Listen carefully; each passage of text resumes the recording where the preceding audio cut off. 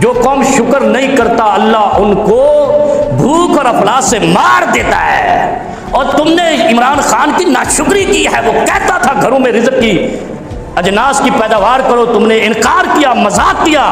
खुदा ने जो कौम शुक्र नहीं करता अल्लाह उनको भूख और अफलास से मार देता है। और तुमने इमरान खान की नाशुक्री की है। वो कहता था घरों में रिज़्क़ की अजनास की पैदावार करो, तुमने इनकार किया, मजाक किया। खुदा ने तुम्हारे हाथ से आटा भी गुम कर दिया।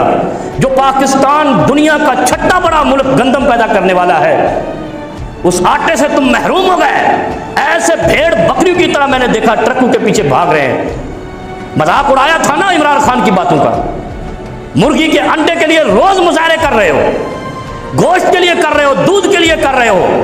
वो पागल नहीं था, उसने रिसर्च की थी, कुरान पे भी रिसर्च की थी, इंसानियत पे भी रिसर्च की थी।